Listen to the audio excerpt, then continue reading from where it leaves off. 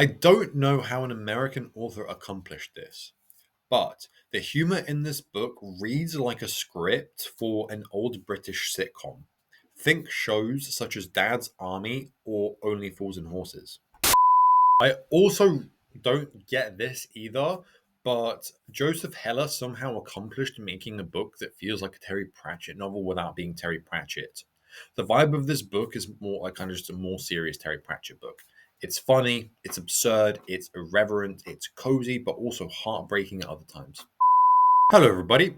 I am Rue, and this is my YouTube channel, Rue with the Books. If you are new here, then welcome. It is great to have you here. Welcome to the community. If you're not new and you're back for more, then I'm glad you're here once again. In this video, I am going to be talking about and reviewing the book Catch-22 by Joseph Heller. All spoiler free, of course.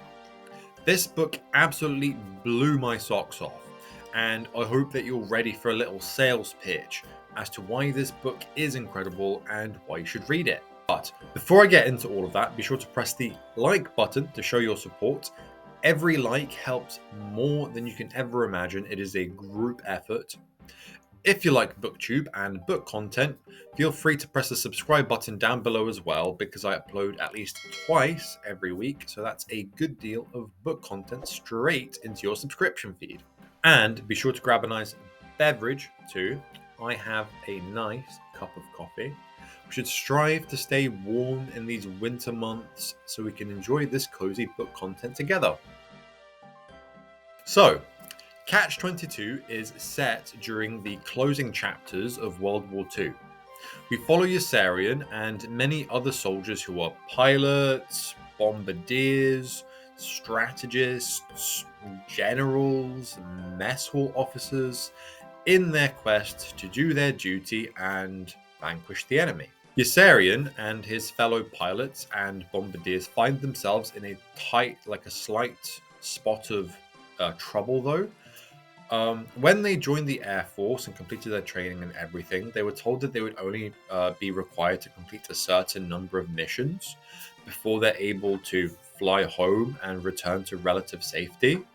However, the people in charge keep raising the required number of missions required to do so, and so Yossarian is getting sick and tired of putting his life in danger.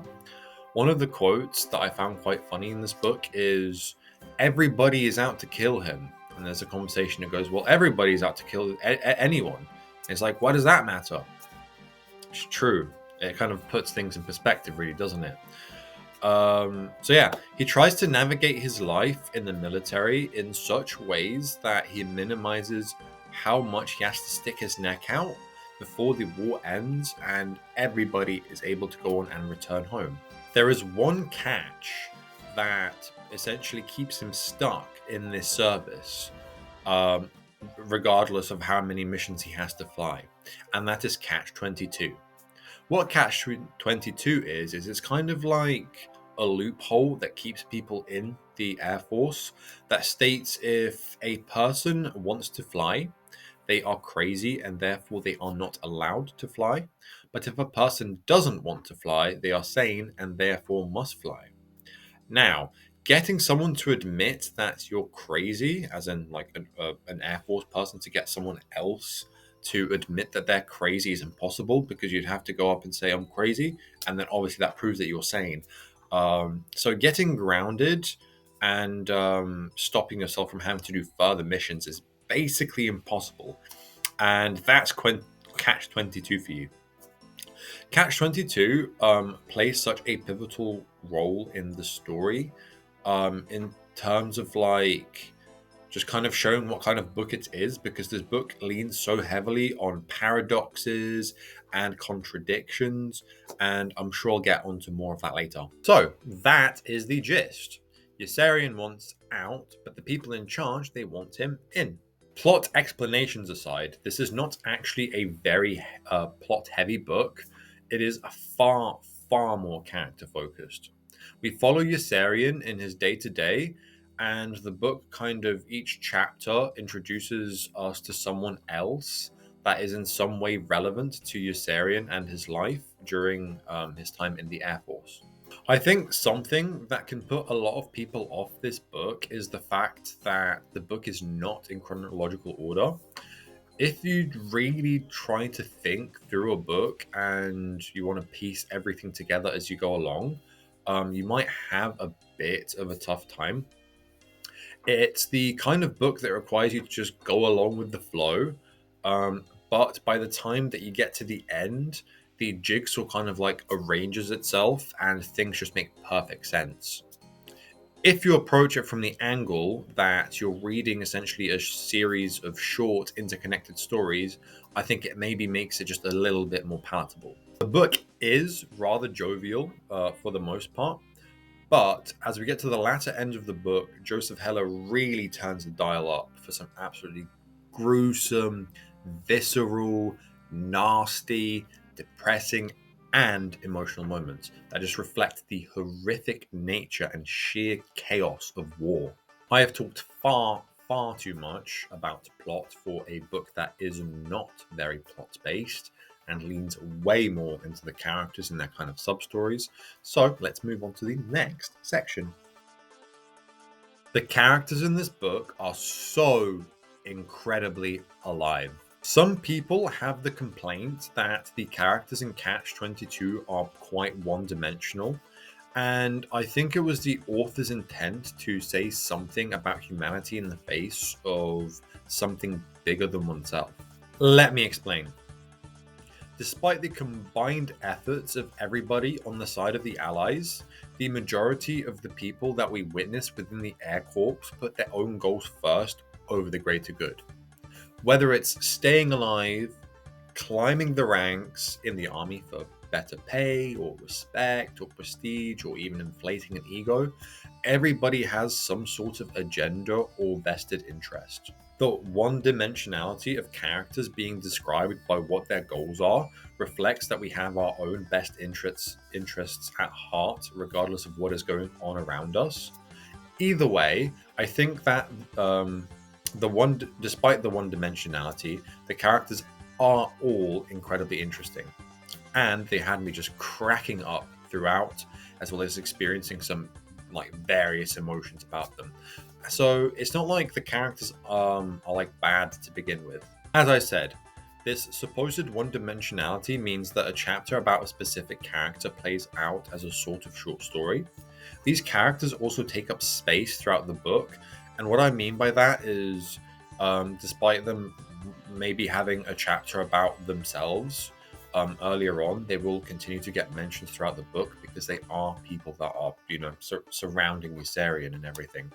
So yeah, you get to see how their sub stories play out throughout the book, and I think there are some absolutely fantastic ones, and they are very heavily, quite frequently, kind of just doused in humor. But if you can look past the kind of front and kind of try think about what is going through the characters' minds, you can start to see what they're plotting and everything like that. So it is really interesting. And that's only a few characters. There are so many in this book. I think there's maybe about 25 or so chapters, maybe 30, and each one of those is kind of centered around like a specific character. So there's so much more to delve into there. I've simplified these characters down to just a few like simple statements about them. But all these things that I've talked about are shown through their various stories and interactions with one another. We get to see these characters within such a short time frame because each chapter is maybe like 10 to 15 minutes here or there. Yet we get to learn so much about them that is genuinely mental. And as I said, they kind of prop up throughout the rest of the story, a lot of them. So yeah, I love the character work. Absolutely incredible characters.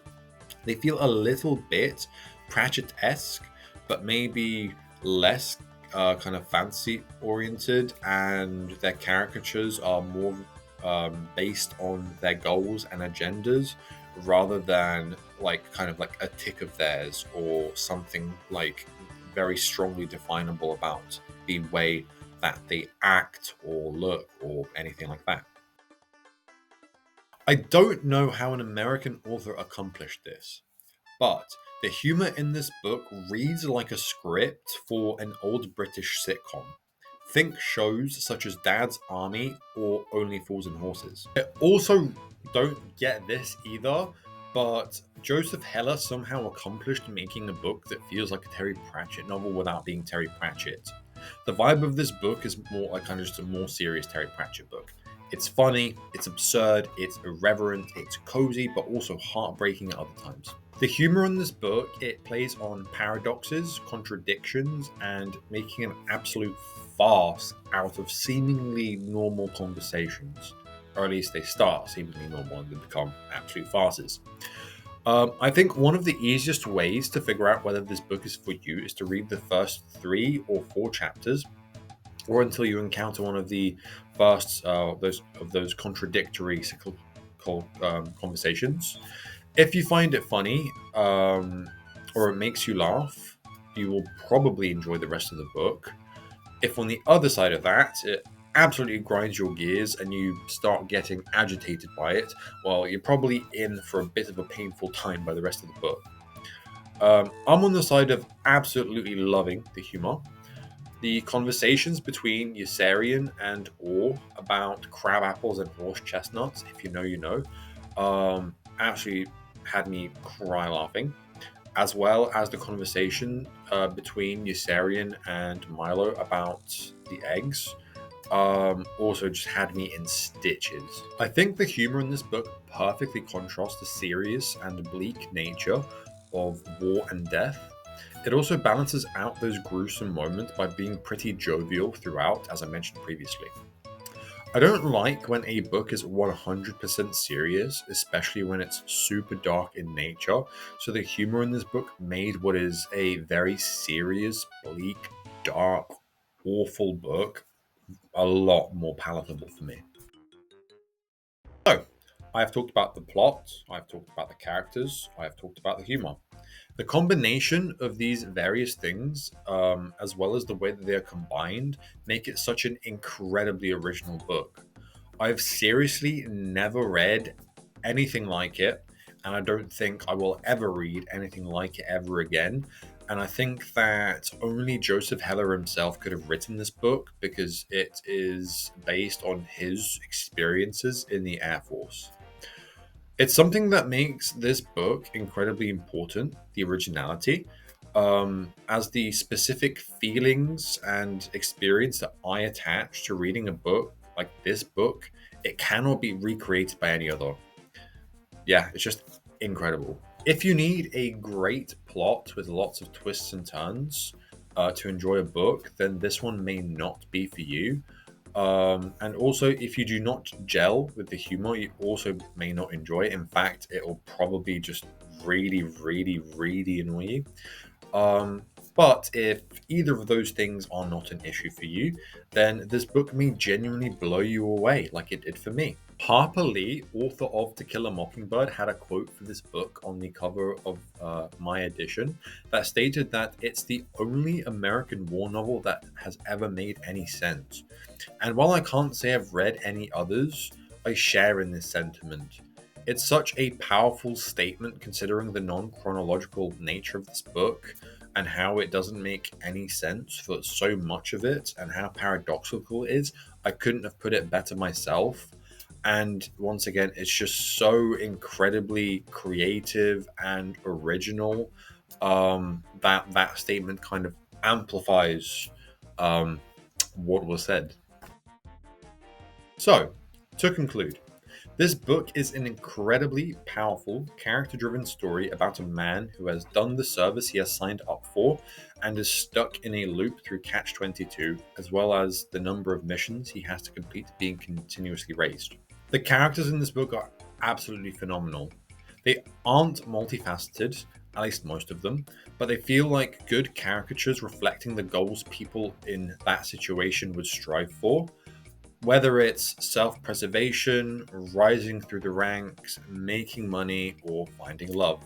The humor in this book is unlike that of any other I've ever read. I did say it's a bit Pratchett-esque, but it definitely takes on a role and mind of its own. We get these absurd, contradictory, and paradoxical conversations that have serious potential to crack you up.